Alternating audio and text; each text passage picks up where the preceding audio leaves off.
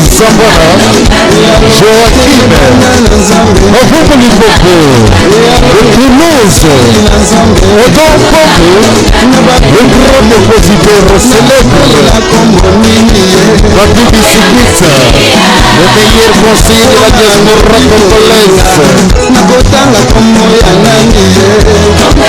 Maman Elodie de Floride, Kongorayo Masia, Awe, Radio Télévision du Solo, Erika Madia, Elodie de Floride, les grands pétroliers, les grands distributeurs automatiques, Radio Télévision du Solo, Ovubu Lipopo, Toulouse, Richard Loka, Anna Bruxelles, Poto Sabona, Joachim, Amere Sophie Mawama, et Pariko, Anita de Bruxelles, Maman Koko, Koko Yabana, Est-ce que au monde que biso na Congo to komina biso ba meme et que ba tuchi Rwanda ba ya muke ba ko za la saison de Lyon ndeko Odon Pambo à vous l'antenne. Merci l'impression de Zambwana ndino ba ni bandeli émission à réflexion émission d'analyse oui na thème ngo za mutu ya mingi au peuple congolais il ayi bape aterama o na nini webi pakananga itanto dai koloba tozana on a Rwandais dans mutu ya mboka minga mo ngelo maseki mais je pense que lelo bango moko bakongo ko na tibat bana baza drogué ça veut dire que nous sommes pesa na ngai nini information mais il y a information où vraiment ils appellent la sens moko ya bien te mais so batali côté mususu au monde tanto okola to batonda ko chamingi ba cadre moko na ndako au monde côté mususu bache mwana mutu mwa matina nzete voilà ake okutana na nyoka na seli ya zozela na mupanzi bache na mai ezalaki wana olia akoyi kosote bache nani crocodile na kati ya mai. Alors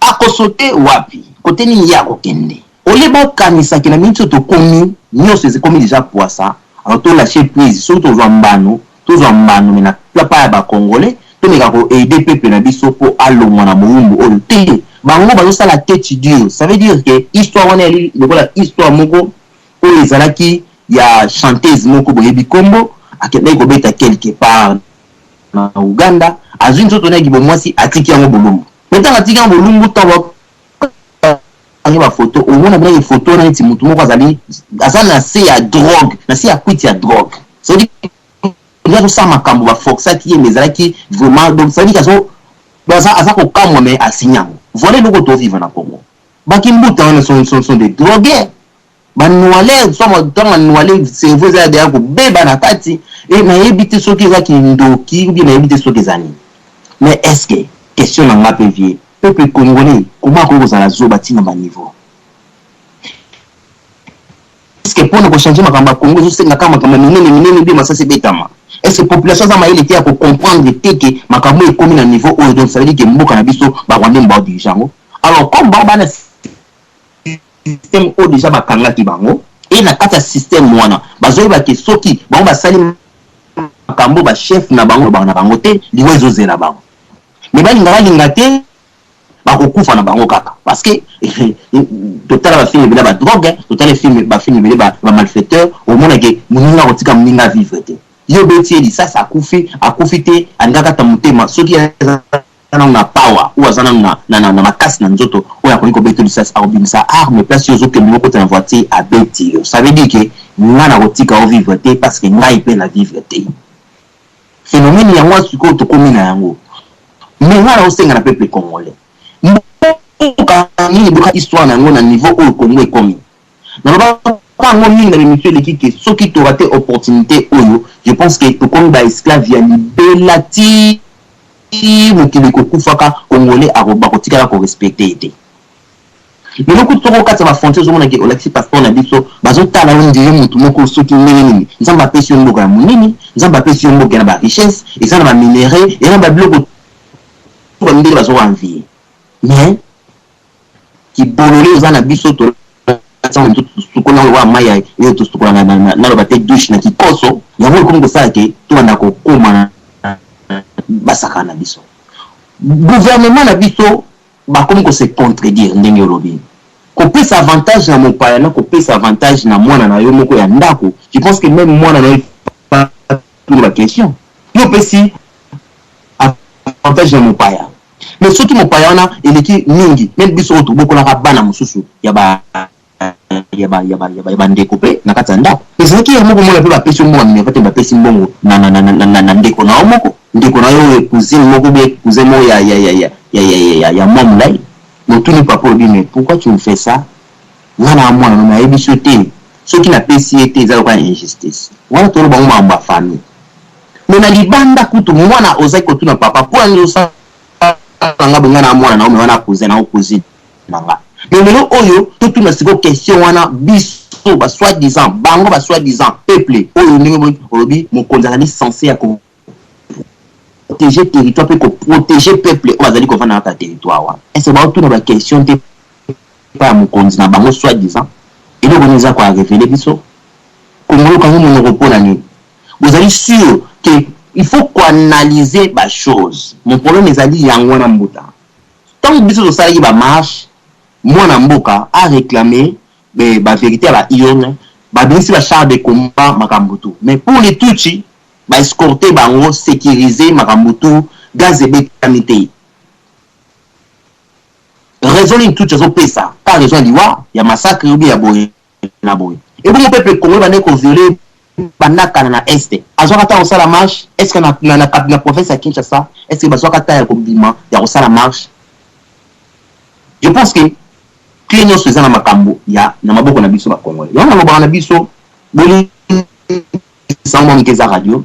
Mais il faut que cesser banzela bato bon comprendre que cesser banzela bango bon comprendre tant que tu kotika ka ba mende ba vivre tant que tu kotika bato na tout ba vivre passe na biso et au déméré solution o etika na biso to passer na ba acte parce que tant ozo bana mutu avant na sala o sala o lamba e bien o china sauce on va ni ko expliquer que omoni a to tikela ka autant mosala zoba omoni awa osala ka boy omoni awa osala ka boy omoni awa osala ka boy quand on a suka yesu ko comprendre que donc ngai ndi mutu na sala ki mabe après opinion Dieu solution za moko to la te maso to zo beta o démontrer très bien l'émission na yo que ba Rwanda baza ko konza Congo mais siko ngai pe na memba analyse na ko lo ba boy vous ont monté masola M23 comme pe mobulu pe. Parce que jusque là, les Cambo bamba bebani na ba Rwandais to yebi angote. Ko bamba salaki baza ensemble o ba bebani na M23 biso to yebi angote. Et donc on ni baza ko takana ba ona bango to yebi angote. Mais yo ka siko place to comme na problème na 4 émission na yo. Ko ngoda ko ko bundisa bato ni bale. Déjà mutu moko déjà ya kanambe bozo okaete. Toujours okaete. Toujours ba voie moyen pour na komeka ko se libérer naïe. Allez, tout comme un sous pour perdre de temps pour nous la M23. Mais ça dit que biso la tout le monde quand on kabou na 4 to bundisa kanambe to bundisa M23. So to bundisa M23. Ils ont la faveur anan. Ya kanambe bon comprendre l'analyse on a ça parce que yé azolinga basa takane parce que ngana yo vie ngana petit na yo. So ki ngana auto beba. Te papi bisiki tanengi azawa. Azali mutu moko azako ayinga mais ngana auto bebani siko papi bisiki taninga bongo ali siko attaquer yo nanga maza mutu moko force wana ko mika bona combien de parties pour attaquer ngana yo. Je pense que ba les obeta manakati wana il faut bisonde ba combattants soi-disant ba patriotes ya diaspora il faut to yeba ba congolais diaspora pardon il faut to yeba ko analyser ba chose ce qui te sali erreur to ko perdre des pédales tu attaquer M23 tu légitimer avant dit yesiko loko aibibiso très bien wanga solo bango kanamba aiba congolais très bien. En ça, la ligne, donc, songa kaka, après avoir kubundela pour la M23, tous on a même clé bois, tout ça, bisonai. Donc, à Kangi, biso 4 points, la biso, stratégique, on a vendu ça, et c'est tout. Il y a un gars qui a proposé. Mais bien, on va venir aux zones, et vous allez mieux, tout à M23 na position na bango, ou le babani, mais biso, si qu'on total est la meilleure, comme il a comme attaqué, na côté, bayoka, à la force, c'est pas la force na tous les deux parties. Il y a biso, la diaspora, autour pour attaquer, même si on a qui, à Kabula, sur côté M23. Parce que ceux qui M23 a continué, à Zuma Bele, je pense que à recommande un problème dans la Congolais, ceux qui ont monté le monde calme. Nous avons des choses qu'on se comprendre. Mais ceux qui sont comme focus, biso a na diaspora, M23, Barwande Banakat, M23, Bani Banakat, Bona. Mais si quoi, non, tu peux pas n'embêter. Si on a M23 au Saba, on est. Nous trouvons dans la capitale, place au pénal, tu peux attaquer Mamoutou, tu peux qui était. Après, tu peux attaquer bateau dans la province, il y a Moussika. Je pense que monsieur va bien, mais on a reçu que ça va pas. Nzambe abimisaka bato na poisa. Et ça appelle biso libali, et ça appelle basi. Soki kindumba pe le kimingi, Nzambe akoma appelle niveau alivé en public. Soki pe le côté le ki Nzambe akoma alivé en public. Et na place autocommune, pasteur nini akobeta lisusu lisola kanande. Pasteur nini akolobaki toza okipete. Mutu nini akolobaki azo sepela makambo. Tokota na Facebook omona batu presque ebele bakumisaki kanambe. Na romo tu la question. Bondi ko lela mnoka mboka. Koto bondi ko lela mnoka mboka. To mo comprendre que réalité ya moto singi na mabo. Kote mususu Boshaba asali discours na ye, azumwa courage muke ba collabora. Kote mususu Kimbuta telemeli. Kimbuta telemeli kote mususu Membe alobi to attaquer na ba Rwanda. Kote mususu amaki yango, kote mususu ba protéger ba tout. C'est bazali na armée te. Congo zaka na armée te. Congo ezana ba mercenaires o ba futaka mbongo bayaka kaka pona kosala mission après mission bakeyi. Mais tozana mapinga te oyo koki ko sécuriser ba frontière na biso eza ata mon côté. Poso baki na mapinga akolela te de vigilance population peuple congolais bozala debout bozala boyina bakotika koloba ngote. Espoir longa suka eti tali na peuple. Mais peuple na kata mitema na bango. Est-ce que va voter Kanambe? Non. Alors, il faut pas rejeter mon toit à 100%. Voilà un peu l'intervention dans la monnaie de Kwakoti pour te partager. Il y a Mingi et Boto. Boto, merci Mingi. Na bakama M23 o eza ko suisa batu mitu sino ke ngana lobata avant makama M23 la muka ke za star clash photo tiki la wana bana ya Goma. Metala peka ka Goma lo tomboki omoni koma ministre ya défense o jamais atama colonel kuna bangu kwatu yake ndeko calmer batu o ba yebi terrain. Bakoyiko sosola qui est le vrai M23 rôle les alinini bakesu ko calmer ba ko lamba wana poto passer baza mélanger mais pona monopoliser malobate na ke et pas papi de ko papi bisikita o me kampe ko expliquer est-ce que tango avion ya papa Etienne Tshisekedi ezalaka suspendu na espace que et atterrir était est-ce que il n'y avait pas un certain ngana yoka nanga un certain Tuchi mutazaka en charge à kopesa ordre wana et que Tuchi wana lelo na tango moni danger ya liwa comme annoncé publiquement na masse comment ba ko intervenir ko attaquer Batuchi lelo comme na danger ya somo ya liwa et que somo ya liwa wana na mapata ya avion ya papa Eli na biso le président Etienne Tshisekedi ya mona chango te kaka na vina ende ya komi ko mona ngo kaka na vina ende menda komi ko mona yango siko ke danger za na pembeni ya Batuchi donc papa Tshisekedi ndeye nyama ndeko papi bisekita na peso maloba. Ah, merci, de Kozambwana, Pessi Odondote, et on se barre na biso na poko lelo. Si je n'ai quitté comme mingi, na kambota limboka, moni, batuti, barwande ona, barosa makam nanko. Basa mamako na sens nini. Et puis, biso moko, bakongolais, pourquoi toza kolala? Tokoma neti ba locataire omoni ndako na omoko moza locataire na habité sur ça ma place nini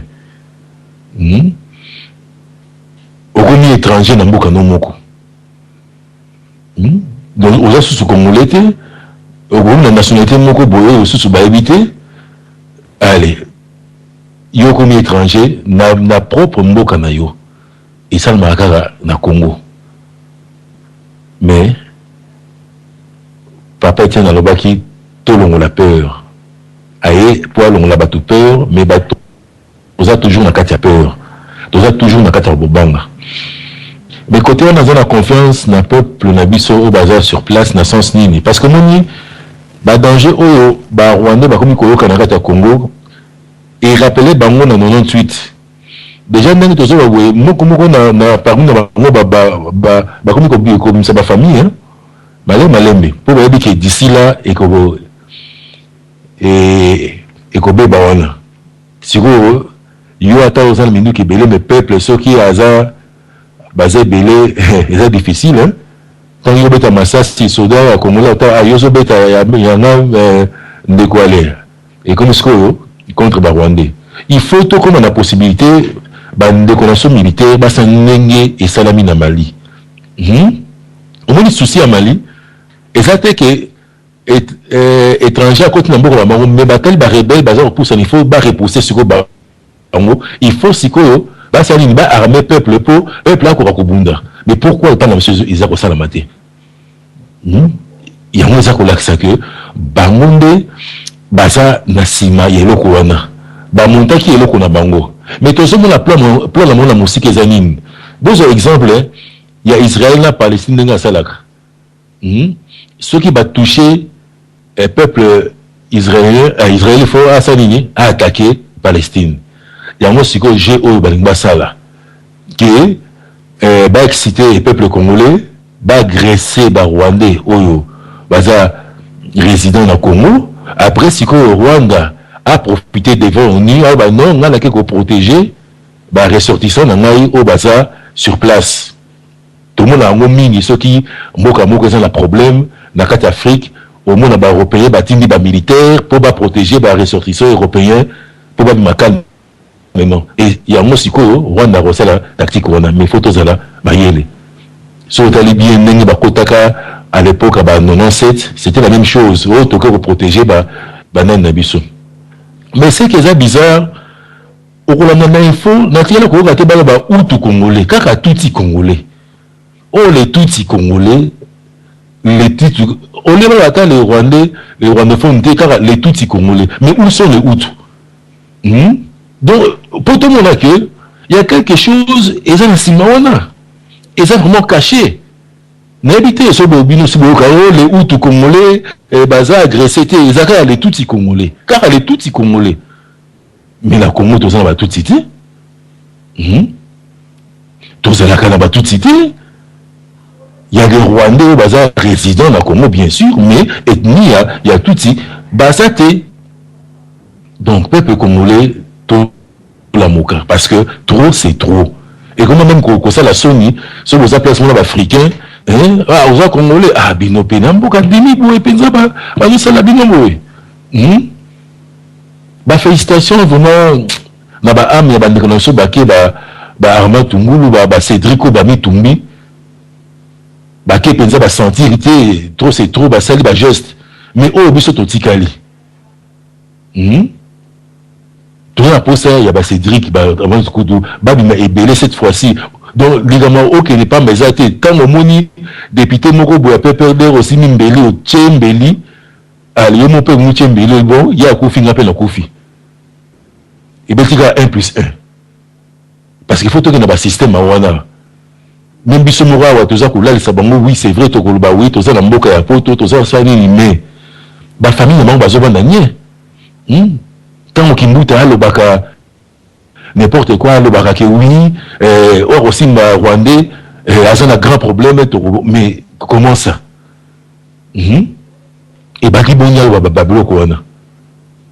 Non, il faut, puis, ce diaspora, tout ça, là, il faut, tout bien rappeler, bande de connexion dans le Congo, tout stimuler, bango, que la mouka, la kobanga. Et ça, c'est la rara, le vieux, le babon, et beau, ça, la beauté. Parce que Bitumba, oh, nenge mouza lobaki, et koko mati Rwanda. Et kosi la na Rwanda. Il faut esi la na Rwanda. Ba sentir penza. Bikamtozo banga te, baza bien armé te. Il faut que dans le système ya ko éliminer moko ba famille na bango na bi que les Kinois sont prêts na SCP baza prêt la preuve to moni ningi ba chasser ba zui ba bandeko misusu ba Rwanda ba ko tika la frontière et c'est comme ça il faut commencer ce qui biso peut to bandi côté na nini ya ko toucher ba famille na bango surtout ba ya peut perdre baza à l'aise baza sala on se baligni ils sont là calmement mais les ezaka regrettable biso to za combattant tant comme na Congo allez veste qui combattait l'omwe so batuni minima na bala poto za combattant il tellement ça combattant na za combattant le quand on zoni koto alors pour pelisi munoko mais sikoyo biso to zo la sa combat car biso to la sa combat donc tout le monde a peur bande ko na biso to tika esprit wana ya nini to la que to benga bande ko na biso ndeko salaboy kitaboy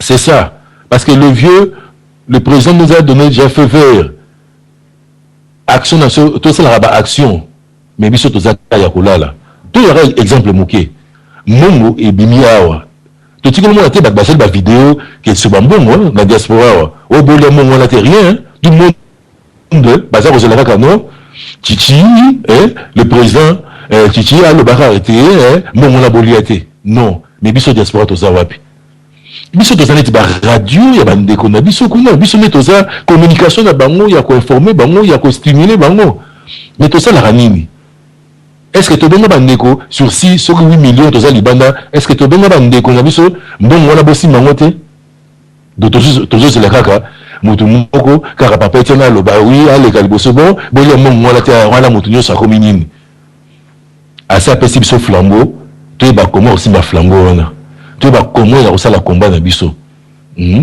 to la te ba combat ba leadership ba to ba babuni combat et combat ba leadership ya ba soit disant so ba wuti wapi et comme ça ye kaka te bit na biso zali les Rwandais il faut balongwa biso moto si ma système na biso na zone sur le papa et bon pour la moni bat monsieur la côté. Merci. Avant la n'est pas papa Isaac Mbele question mnen nazana o tout chini nango azana Kinshasa aza chômeur. Tout chini nango azana Kinshasa azana mbongo ya kosakana te. Tout chini nango na Kinshasa azangi protection. Tout chini nango azana Kinshasa oyo azana classe supérieure. Oyo un Congolais akoki jamais ko atikala ko atteindre na Kinshasa. Bon le la mère Mende André Kimbuta Babo Sharp baya koloba ete to démentir to sengi pardon to tika bango to protéger bango mais que ce munene ba utiko pasula mpoke awa na makambo etali protection ya soki clan tuchi soki tribu tuchi soki wote va babaza ko benga ka yango wana est-ce que na Congo avec multiculturel otozanango ba libanais ba indien ba angolais ba brazzaville ba ndenge na ndenge bazali pourquoi seulement la protection de Tutsi est divine pourquoi seulement la protection de Tutsi et pourquoi seulement les Tutsi seulement sont les sujets au bazako bomisa ko tangisa ba tonnage na ba litre ya makila ya ba mama na biso ya ba na biso ya ba village na biso pourquoi seulement les Tutsi et pourquoi seulement ce sont ces Tutsi là qui doivent bénéficier du parapluie ya Mende. Ma question, ceux qui t'ont eu posé en haut, t'ont eu là à la 24 heures, Kinshasa fait ningara. Mais question est celle-ci. Ceux qui, par exemple, t'ont l'obété, les zombo angolais au Congo, bazan a besoin de protection. Soit, na ya un peu awa, donc analyser peu les kamoto filtré en haut, donc tikana makamatuchi. Mwana za mwana ba Congo. Tozana frontière na Angola. Il y a des zombo angolais bana kimpangu kuna. Ils sont aussi au Congo. Bon, prenons que de l'autre désordre et koti na kati ya ba Congo wana ke ba zombo na biso bana ba Congo to komi ko kamatana. Bon, yo Kinshasa oya ko yebisa ngai zambwana. Ete nous sommes là pour protéger les zombos. Est-ce qu'il y a un problème pour un zombo ngai zambwana na yebisa ete zonga e pa na yo kuna na kimpangu parce que na première place Angola pe eza ko mona clair na économie na yango. Angola est la guerre, ceux qui ont se sentir na moins de sécurité na kata Congo. Pourquoi ne pas quitter et rentrer chez toi? Ça c'est la duplication de la situation Oyo qui n'est point différent na yo Tutsi oza kata Congo. Si tu es un Tutsi et que Kagame, Rwanda trouve que tu n'es pas en paix au Congo, où est le mal dans le pays où le Suisse de l'Afrique, le paradis de l'Afrique, Rwanda? Mais pourquoi ne pas quitter le Congo et qu'il n'est pas nos places de protection zali? Où est le mal pour la mère Bende, ministre intérieur, aïe, ça peut être tout honnête, mon frère, ah, balingiote, bima na yo awa, kende place mboka na ezali. Pourquoi le Rwanda n'est pas aussi appelé ses compatriotes Tutsi, ndenge bana Israël basala, Tamba mona qui va récupérer mboka na bango, ils ont appelé tous leurs frères juifs dans l'étranger, rentre chez vous à Bethléem, rentre chez vous à Jérusalem. Qu'est-ce qui manque pour le Rwanda? Un pays où ils ont la économie, koleka Congo, ils ont la paix, koleka Congo, ils ont la protection mondiale, koleka Congo. Pourquoi ne pas appeler tous ces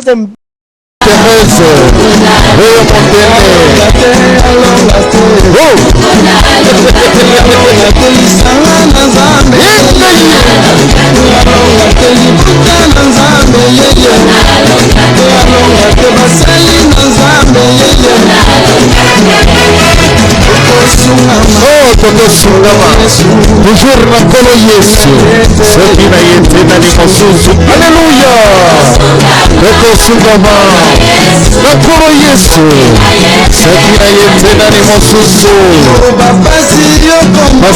Rentrer chez eux. Papa Isaac mbele na peso maloba fatoke na ndeko ya telefone kuna. Merci mingi Mbuta Zambwana. Avant na koma d'abord na koloba loba na yo so pesa ba réponse. Ngana zana mamutu na mona zana réflexion il faut tout ça la besoin surtout. L'air bitumba o ya 74 o ya komisa ki lelo o yo to koma ba wumbu ya ba Rwanda. L'air les soi-disant batu o yo basala kama massacre na mboka na bango. L'air ba lungwa ka bakimaka. Bande kuna ngai Rwanda zali frontière kana Congo te. Bakenda kana ba mboka mususu oyo bazana bango frontière bilimo ndimbo zabana boyebi ba mboka oyo ba Rwanda bazana bango frontière andeuri ya biso ba Tanzanie ba Uganda tout ça tout ba news de tuti de Hutu ba news wana bakenda pena ba mboka wana bande kuna ngai Kagame le président ya le président tuti oyo azokende ko pourchasser ba Hutu na Congo les soi-disant parce que yefa yako yako to na Congo nde alanda bango nde sika ba yakebe mais bamboka oyo mususu wana batu wana bakendaka tata na biso Kagame azozela nini pour alanda bango pe lisusu na mboka wana po basalaka massacre na mboka na bango. Deuxième hypothèse Mbuta Zambwana olobi yango biso nyonso tozalaki bana mike tozalaki na bakamarade soki oza na camarade na yo mekoni nyonso abetaka yo ndeko na ngai okovanda wana te memba parana na bakondima te ovanda na camarade na yo wana bakoloba na yo zonga epa na bino yo kozonga nde epa na bino po ozala na kimia po camarade na yo wana abetaka ke camarade pe ekokufa po ye abetaka yo mikolo nyonso ke camarade eza wapi eza ndenge moko na batuti biso tozo protéger bango te tozo sécuriser bango te nzela eza pollué. Ils ont 5 avions te. Eza ka ya mutu ya makolo okati sine toujours que na côté ba Congo pour que na Angola. Okati si okene mo côté ya Angola ya ba Congo te mo côté ya Kasai na Chikapa. Toujours kati ya makolo okati makolo mo okene Angola. Mais bango pe bazana monopole na okati pe makolo okende pe mboka na bango po toujours tongisa bango toujours la sécurité te. Ba tout il faut to pe sa sécurité bazana ibele. Est-ce qu'il faut kaka ba Rwandais? C'est ça ce qui prouve que là, mon Cambio, le soi-disant président na bango, dans le pouvoir, aza tuti, aza Rwandais. Il y a une chose permettre que Batouana, pas à peut protéger, parce que la est belé, pour que la protection, n'est pas un colbao.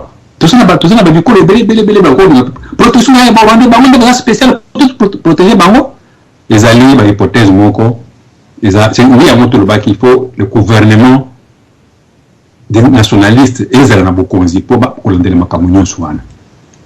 Biloko bazosala camouflage, bazosala kaka pona kwambulia biso. Les amis ba parlementaire ya opposition bazaki na parlement na bangwana balobi il faut recensement. ah baboyi yango balingi koyoka yango te mais lere bayoki mwana ya ndeko yawo eza na pouvoir atanga atako to te alobi il faut recensement bango nyonso to basapuye balobi mwana ndeko alobaki mpona likapa sikoyo bakongoli toza ndenge nini vraiment na analyse ya liboso na zongisaka moloba comme ça to continuer na kosala ba analyse ya kati ya merci ndeko na telefone ya 33 na yebi te soko zaka connecté na za soko mona yote mais soko zali ozuma loba ndeko telefone naza komona yote na banza obimi bolimbisi po ba telefone mususu ya Belgique ka wana Europe na banza ka longue distance te mais ngala ko bakisa mwa muke pour dire que marche de tuti et salemi na Kinshasa combien de tuti baza na Goma et pourquoi pas marche de tuti pe et salema na Goma mais laisse-moi vous dire la vérité na solo ki na bandeko ya Kivu les deux Kivu nord na sud ba confirma inga été a beau mentir qui vient de loin vrai bana Kivu ba yebi ba vrai tuchi vrai bana Kivu ba yebi ba vrai ba congolais c'est le ba territoire na bango c'est le ba chef coutumier na bango ndenge bazala copté na député provincial kuna ba yebi ni trop bien a beau mentir qui vient de loin. C'est seulement à Kinshasa où c'est tuchi là qui se permet de dire de privilégier bah oui qu'on tente que ça la marche au basali mais pourquoi pas que ça la un peu na Goma comme ça ba na Goma pe ba marcher et longo na bango pa ba été la population tuchienne baza awa na kati ya Goma baza pe ko revendiquer ba droit na bango oyo mende à garantir bango mais moi je vous dirais que mende raison oyo baza ko batela ba tuchi oyo biso to na Washington place recherche makambo ya politique na monde elekelaka aussi la ngotembete top secret et bimi awa ezali parce que ba officiel to ba autorité congolaise o baza en place na o ba utiko bima kala mingi te baza correlier bazali soudé ensemble mutako sayote ke o équipe ya sika eye na équipe ya sika na équipe ya kala baza na ba ne ba ano na kata chaîne na bango ezali trop solide na ba pacte ya ndenge na ndenge pacte liboso ezali parce que minerais nyonso ya Est à Congo, en commençant d'abord par les hydrocarbures. Quand on parle des hydrocarbures, tout ça comme on a pétrole, tout ça comme on a gaz naturel, oil comme une puissance mondiale parce que mon kili est lié évacuer ma comme pétrole, gaz, oil, essence et que ça a sauté tout ça qu'on a gaz butane, tout ça qu'on a gaz méthane, gaz naturel. Partout au monde, tout ça qu'on tindi qu'on a pour la raison pollution naturelle. Congo a une réserve na balak wana ya kosakana te. Biloko wana tous ces ministres numéro 1 Lambert Mende dans le passé il a un dossier trop noir na vente ba hydrocarbures na ba contrat ba hydrocarbures oyo ezako eleka ki déjà dans le passé na oyo ezali wana. Mutuneti Mende danger na ye ya ko s'éloigner devant le tout rwandais ezali couverture ya liboso ba hydrocarbures ya ba contrat secret ya ba mystique ezana kati wana na pesa de comme loba na 33 na 85 poto pasola mpoke ya secret pourquoi le tout rwandais resteront ba tête na bango ba protection na bango ndeko na 33 plus digital pasteur Philippe Kokende maman la prophétesse Anne Bibi Koko Sugama Kolo Ekosila Kaka na Yesu Okolonga Koko Sugama Kaka na Yesu Mama Nono Mama Alice Osugami na Kolo Yesu Represa Trompe Alino Ropa du Radio Télévision du Solo votre émission préférée Moïse Bambanzi Zazo wana zali malamu Zambe